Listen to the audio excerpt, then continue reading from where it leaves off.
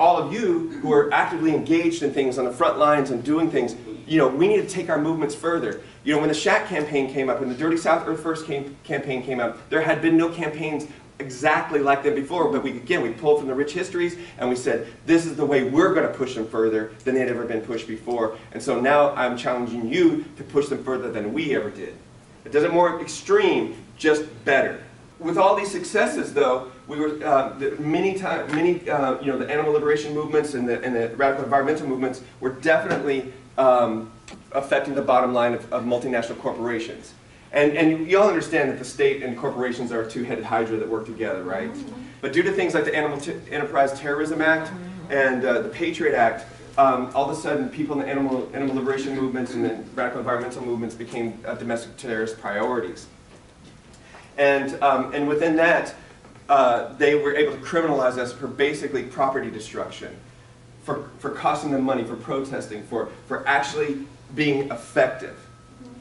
And even though many of these businesses still exist, you have to understand this is a huge shift from the 80s on and the 90s into here to actually where they're on the ropes and they're like, we got to do something about it. So they work with their pals at the government to actually fight back and do something.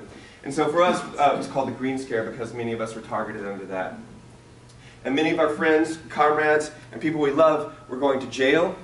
Many people were, grand juries were being convened, houses were being raided. For a long time, we didn't even know what was happening in all of this. And people, for basically property destruction, or for protesting, or the thought of doing these thought crimes of doing this, were doing 3 and 4 and 10 and 20 years for these things. And because there was some measure of success. And it's hard to think about that. And also what happened in that, it caused basically the environmental movements in the United States and the animal liberation movements in the United States to kind of crest. And after, you know, like definitely during about 2006, 2007, we saw this when all the repression was the heaviest. They were really going after a lot of people. Friends of ours started going to prison. But something amazing happened, right? New people started coming in.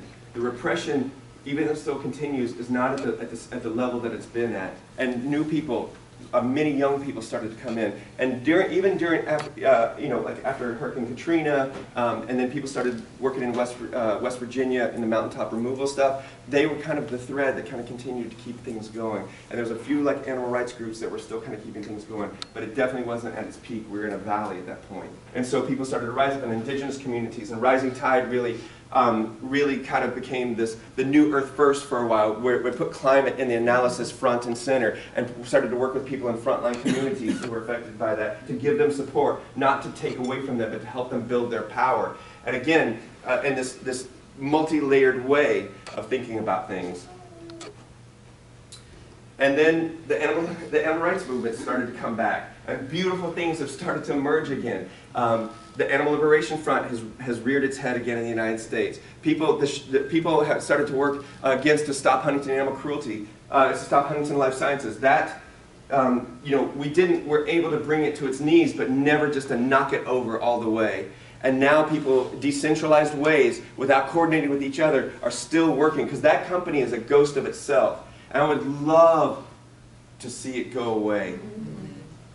And I'm counting on y'all to do that.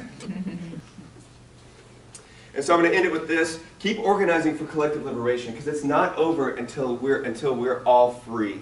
And I'm going to leave it here. Don't give in. Do not give up. Resist, rebel, create, and build, because it's all of us or it's none of us until we're free. Thank you.